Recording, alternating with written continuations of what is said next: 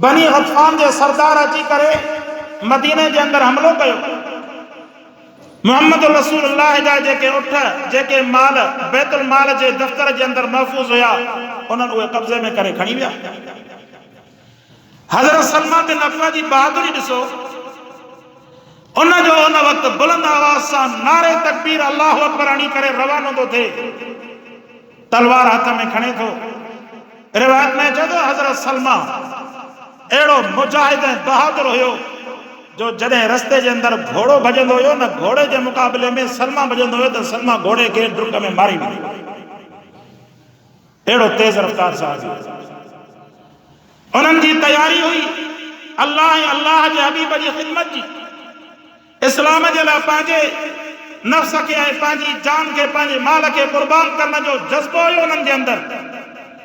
न साईंजन वटि अची करे हाज़िर थियो, न ॿी ॻाल्हि सोची त मुंहिंजा पोइ बच्चा ॿारनि जो छा थींदो। अचे थो त क़बीला इहो बनु गतफान वारा जेके हुया 40 सवार हुया, 40 जी तादाद में हमलो करे रसूलुल्लाह सल्लल्लाहु अलैहि वसल्लम जन जा बैतुल माल जा जेके उठ हुया या जेके रिढूं हुयूं उहे खणी करे रवाना थिया त ही अकेलो जेको आहे बहादुर साहब हुननि जो पीछो थो करे। ऐं जॾहिं रसूलुल्लाह सल्लल्लाहु अलैहि वसल्लम जन खे ख़बर पई, साईं मदीने जे अंदर ऐलान फरमायो, हलो ये बनु गतफान वारनि खे एतिरी हिम्मत जो असांजे बैतुल माल जे मथां कब्ज़ो था कनि।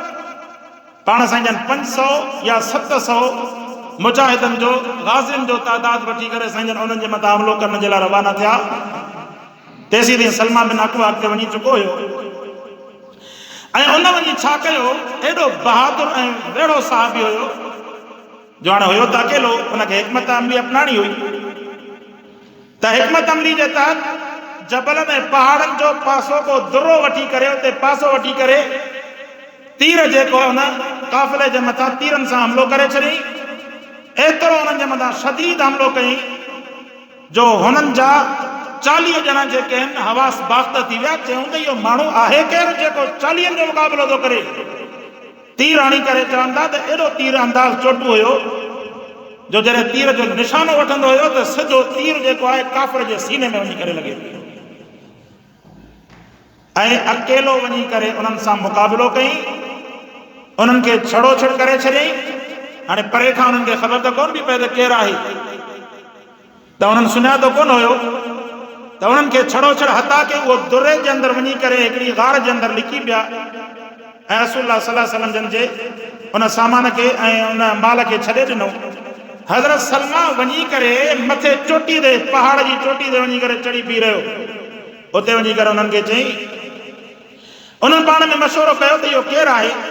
असां मां 4 जेके आहिनि मुजाहिद तयारु थियनि ऐं हिन सां मुक़ाबिलो कनि। 4 पासनि खां हिन खे अची करे कब्ज़ो कयूं हली करे। हज़रत सलमा बिन अकवा मथे खां ॾिसे पियो, उन्हनि खे चवे थो त तव्हां मूंखे सुञाणो था त मां केरु आहियां।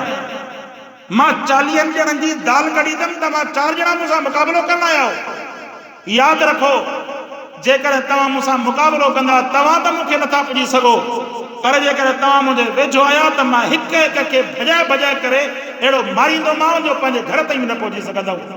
हज़रत सलमान जी धमकी, हज़रत सलमा बिन अकवा जी धमकी खां बाद में उहे 4 ॼणा पसपा थी विया। सो इहो शख़्स रसूलुल्लाह सल्लल्लाहु अलैहि वसल्लम जे माल खे आज़ादु करे साईं जन अञा रस्ते जे अंदरि पहुता हिकिड़े मक़ाम ते त ही उन्हनि उठनि खे ऐं माल खे आज़ादु करे हथा के उन्हनि जूं ज़रूं, उन्हनि जूं चादरूं, कुझु सामान उहो खणी करे उठनि ते खणी करे उते अची करे पहुतो। साईं जन फरमायो, सलमा तोखे शाबस हुजे, अकेलो वञी करे 40 ॼणनि जो मुक़ाबिलो करे मां रसूलुल्लाह जो माल आज़ादु करे आयो। हज़रत सलमा बिन अकवा जी बहादुरी आहे। ऐं रिवायत में अचे थो त हज़रत सलमा हिकु दफ़े सुलह हुदैबिया जे मौक़े ते साईं जन जॾहिं बैत वठनि पिया 1400 सहाबा खां, उन्हनि खे ख़बर पई त हज़रत उस्मान रज़ी अल्लाह ताला अन्हु जन खे मके वारनि शहीद कयो आहे। त बैत वठंदे वठंदे जॾहिं हज़रत सलमा बिन अकवा साम्हूं अचे पियो, साईं जन फरमायो, फरमाईंदो सलमा बैत न कंदे? साईं छो न बैत कंदुमि, साईं हाज़िर आहियां, पर साईं मां पहिरियां बैत करे चुको आहियां। पाण साईं जन फरमायो, सलमा वरी भला बैत करण में छा आहे, वरी 2 रुपए ते कई, रिवायत में चए थो वरी 3 रुपए ते कई।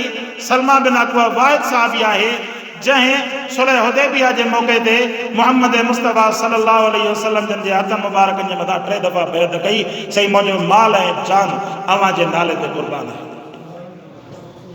ख़ैबर जे मौक़े ते जहिड़ी तरह हज़रत अली मुर्तज़ा रज़ी अल्लाह ताला अन्हु जन बहादुरी ॾेखारी, अहिड़ी तरह फरमायो त सलमा बिन अकवा अहिड़ी बहादुरी ॾेखारी जो जॾहिं वापसि अचनि था त रसूलुल्लाह सल्लल्लाहु अलैहि वसल्लम जन जो हथ हज़रत सलमा जे हथ में हीअं पयल आहे साईंजन सां, यानी जेको कबीले जो जेको जंग जो सरदार मोहम्मद अरबी सल्लल्लाहु अलैहि वसल्लम आहे, पाण साईंजन उनखे एज़ाज़ ॾींदे पंहिंजे हथ सां गॾु अॻियां उनखे सलमा खे वधी था अचनि। ऐं ग़ज़वा मोता जे मौक़े ते इहो सहाबी अल्लाह जे रसूल जो सहाबी शहीद थी वियो। त गर्ज़ इहो उन्हनि जो जज़्बो हुयो फर्माबरदारी जो, ताबेदारी जो, जेतिरो उन खां पुॻो अकेलो वञी करे अल्लाह जे रसूल जी ख़िदमत जे लाइ पंहिंजी जान ऐं पंहिंजी माल हाज़िर करे छॾियईं। अल्लाह पाक खां दुआ आहे अल्लाह असांखे बि जज़्बो नसीब फरमाए।